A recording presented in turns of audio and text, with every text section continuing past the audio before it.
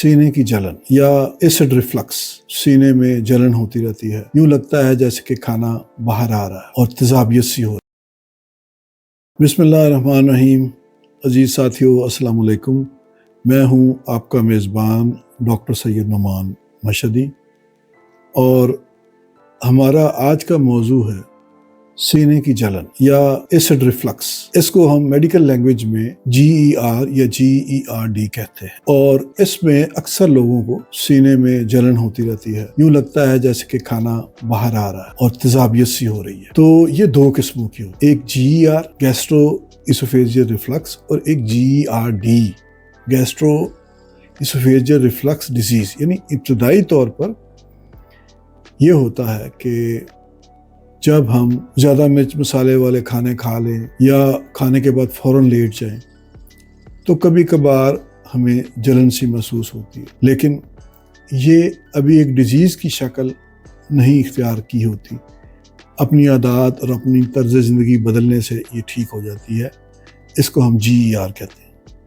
لیکن اگر یہ بیماری کافی زیادہ ہونے لگ پڑے، ہفتے میں 2 بار یا زیادہ بار جلن ہو اور سینے میں مستقل جلن محسوس ہوتی رہے، منہ میں کھٹا پانی آ رہا ہو، گلا خراب رہ رہا ہو، تو پھر یہ ایک ڈیزیز کی شکل اختیار کر لیتی ہے، تو اس کو ہم پھر GERD کہتے ہیں، یعنی گیسٹرو اسوفیجیل ریفلکس ڈیزیز۔ ناظرین، اس کی علامات کیا ہوتی ہیں؟ سینے میں جلن ہوگی، کھانا ایسے لگے گا جیسے اوپر آ رہا ہے، گلے میں خراش ہوگی، آواز بیٹھ جائے گی، خشک کھانسی ہوگی، نیند میں خلل ہو جائے گا، سوئے ہوئے ہوں گے اچانک آپ اٹھ جائیں گے اور جلن محسوس ہو رہی ہوگی۔ یہ تو عام علامات ہیں۔ اب اس کی وجوہات کیا کیا ہوتی ہیں؟ اہم وجوہات جو ہوتی ہیں وہ یہ ہے کہ لوور اسوفیجیل اسفنکٹر ہوتا ہے، یعنی ایک وال بنا ہوتا ہے معدے اور غذائی نالی کے درمیان۔ جب یہ وال جو ہے یہ تنگ ہونے کی بجائے زیادہ کھل جاتا ہے اور کوئی جو رکاوٹ ہے وہ پراپر نہیں رہتی، اور جو ہمارے معدے میں خوراک ہوتی ہے جس پر کہ تیزاب نیچرلی خارج ہوا ہوتا ہے، تو وہ فلوئڈ سا جو بنا ہوتا ہے وہ اوپر اس اسفنکٹر کو کراس کر کے اوپر نالی میں جانے لگ جاتا ہے، اور اس سے یہ سارے جو ہیں علامات پیدا ہو جاتے ہیں۔ اس کی اہم وجوہات کیا ہیں؟ جیسے موٹاپا ہے، موٹاپے کی وجہ سے بھی ہو جاتا ہے، اگر حمل ہوا ہو تو بچے کی وجہ سے بھی ہو جاتا ہے، زیادہ سگریٹ نوشی، زیادہ چائے یا کافی پینا، ہیاٹل ہرنیا، ذہنی دباؤ وغیرہ، اس سے بھی یہ بیماری پیدا ہو جاتی ہے۔ اب اس کی تشخیص کیسے ہوگی؟ ویسے تو یہ علامات سے اور ہسٹری سے ہی ہمیں پتہ لگ جاتا ہے، لیکن گیسٹروسکوپی یا انڈوسکوپی جو ہے یہ بھی ہو جاتی ہے، اور اس سے کنفرم ہو جاتا ہے معاملہ کیا ہے۔ اب اس کے لیے ادویات کیا ہیں؟ 3 قسم کی ادویات جو ہیں ایلوپیتھک اویلیبل ہیں۔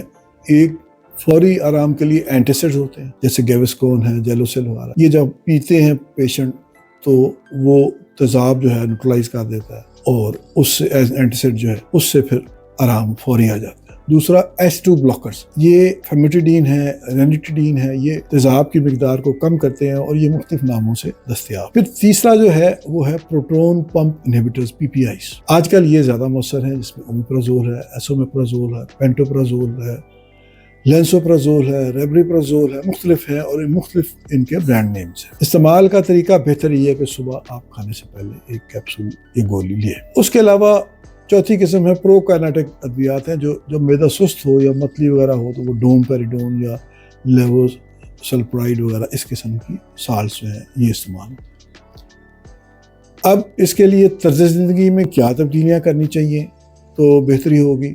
نمبر 1، کم مسالے والی چیزیں کھائیں، زیادہ مسالے دار چیزیں نہ کھائیں، چکنائی کم کریں، پراٹھے وغیرہ زیادہ چکنائی والی جو سالن ہے وہ مت استعمال کریں، وزن کو کم کریں، کھانے کے بعد 2-3 گھنٹے نہ لیٹیں، یعنی 7 بجے آپ کھانا کھائیں، 2-3 گھنٹے 10 بجے آپ سوئیں، 2-3 گھنٹے کا وقفہ رکھیں، تکیہ ذرا اونچا رکھیں، بہت زیادہ اونچا رکھیں گے تو نقصان ہو سکتا ہے، لیکن نارمل سے تھوڑا سا اونچا رکھیں، سوئیں۔ رات کا کھانا ہمیشہ ہلکا کھائیں، ناشتہ یا دوپہر کا کھانا بہتر کر سکتے ہیں آپ، لیکن رات کا کھانا ہیوی نہیں ہونا چاہیے، اور روزانہ واک کرنا چاہیے۔ یہ ہیں چیزیں جو بہتری لائیں گی دواؤں کے علاوہ۔ اب اگر آپ نے اس کا علاج نہ کروایا تو کیا ہوگا؟ ایسوفیجائٹس ہو سکتا ہے، اس کے علاوہ اسٹرکچر بن سکتا ہے ایسوفیگس میں، اور بیرٹ ایسوفیگس ہوتا ہے جو پری کینسر حالت ہوتی ہے، اس طرح کے کمپلیکیشنز ہو سکتی ہیں۔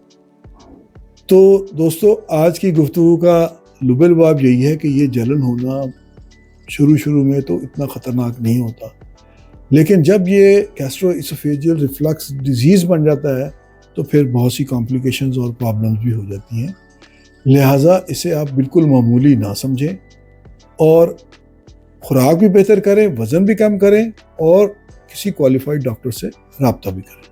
اگر یہ ویڈیو آپ کو پسند آئی ہے تو براہ کرم آپ ہمارے چینل کو سبسکرائب کریں، ویڈیو کو لائک کریں، شیئر کریں۔ ملتے ہیں اگلی ویڈیو میں۔ خدا حافظ۔